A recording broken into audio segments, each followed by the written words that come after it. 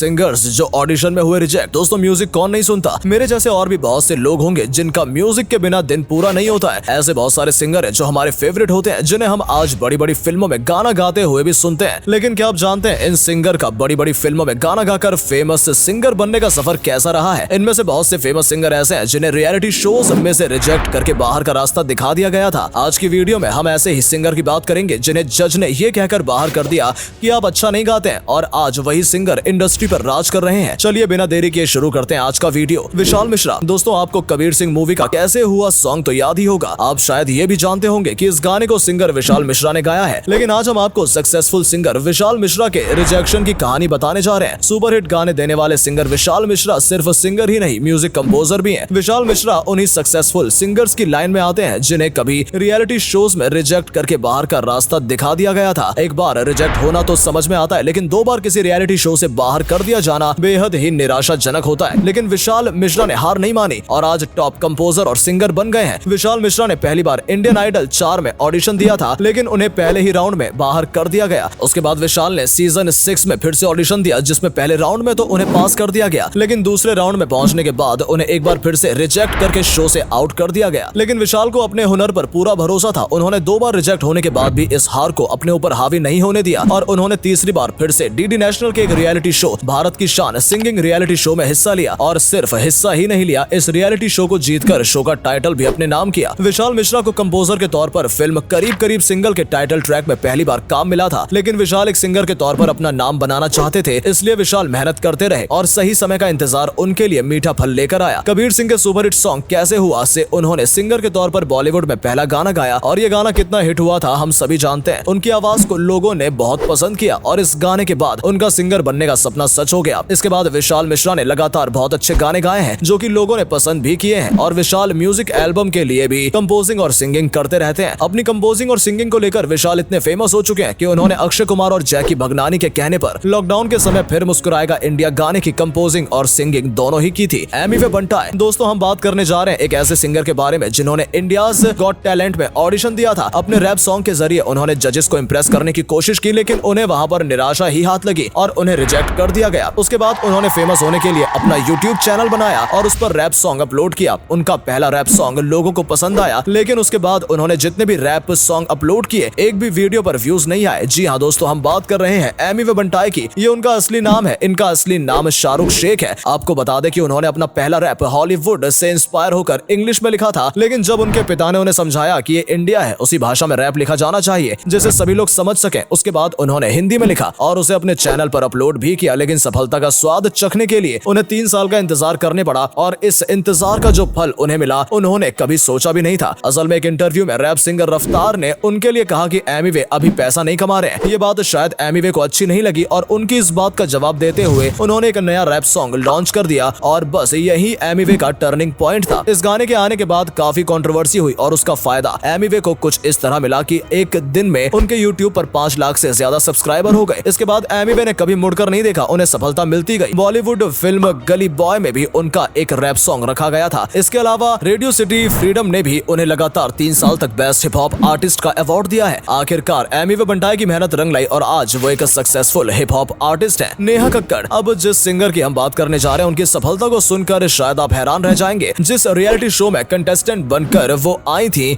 और उन्हें वहां से रिजेक्ट कर दिया गया था, आज उसी रियलिटी शो में जज की कुर्सी पर ये सिंगर बैठी है। शायद आप समझ गए होंगे कि हम किसकी बात कर रहे हैं। अपनी आवाज को लेकर लोगों के बीच में पॉपुलर होने वाली नेहा कक्कड़ किसी पहचान की मोहताज नहीं है। नेहा ने सबसे पहले इंडियन आइडल 5 में ऑडिशन दिया था, जिसके बाद उनका सिलेक्शन भी हो गया था, लेकिन फिर अगले राउंड के लिए उन्हें रिजेक्ट कर दिया गया और शो से बाहर का रास्ता नेहा को देखना पड़ा। लेकिन यहाँ से उनकी किस्मत पलट चुकी थी। किस्मत के दरवाजे खुल चुके थे। एक बहुत ही गरीब परिवार से आने वाली नेहा अपने परिवार की जरूरतों को पूरा करने के लिए किसी समय में माता के जगराते में गाना गाया करती थी। आवाज अच्छी थी, नेहा के अंदर हुनर था और अपने इसी हुनर के दम पर वो आगे बढ़ना चाहती थी। इंडियन आइडल में उन्हें सिलेक्शन तो नहीं मिला, लेकिन आगे बढ़ने का रास्ता जरूर मिल गया था। नेहा ने अपनी मेहनत और हुनर के दम पर फर्श से अर्श तक का सफर तय कर लिया है। जिस शो से उन्हें रिजेक्ट करके बाहर निकाला गया था, आज उसी शो में जज की कुर्सी पर नेहा बैठती हैं और लोगों को जज करती हैं। नेहा ने अपनी बहन सोनू कक्कड़ से सिंगिंग की कई सारे हुनर सीखे हैं। आपको बता दें, नेहा ने मीराबाई नॉट आउट फिल्म के लिए एक गाने में कोरस सिंगर के तौर पर बॉलीवुड में डेब्यू किया है और उन्होंने और भी कई गाने गाए, लेकिन उन्हें पहचान मिलने अभी समय था। और उसके बाद आई फिल्म कॉकटेल, जिसके सेकंड हैंड जवानी गाने में नेहा ने अपनी आवाज दी और ये गाना फिल्म का सबसे ज्यादा पॉपुलर गाना बन गया और नेहा के संघर्ष का समय भी यहीं खत्म हुआ। इस गाने के बाद नेहा को बतौर सिंगर के रूप में पहचान मिल चुकी थी और उनके पास कई सारे ऑफर्स भी आने लगे। इसके बाद नेहा ने कई पार्टी सॉन्ग्स गाए और हर पार्टी में नेहा कक्कड़ के ही गाने बजा करते थे। नेहा की आवाज को लोगों ने बहुत पसंद किया और उनके गाने के तरीके में भी लोगों का दिल जीत लिया। इतना ही नहीं, इंडिया फोर्ब्स की डिजिटल स्टार की लिस्ट में नेहा का नाम 2 बार शामिल किया जा चुका है। नेहा ने अपने हुनर की वजह से सफलता के झंडे गाड़े और उनके संघर्ष की कहानी दूसरों को इंस्पायर भी करती है। अरिजीत सिंह। दोस्तों, अब बात करेंगे एक ऐसे सिंगर की जिसका आज के समय में हर फिल्म में एक गाना होता ही है। एक ऐसा सिंगर जिसे शायद ही कोई नापसंद करता होगा। एक ऐसा सिंगर जो सिर्फ अपनी आवाज का जादू ही नहीं बल्कि अपनी सादगी का जादू भी लोगों पर चलाता है। लेकिन इस सिंगर ने एक ऐसा समय भी देखा है जब लोगों ने इसकी आवाज को नापसंद कर दिया था।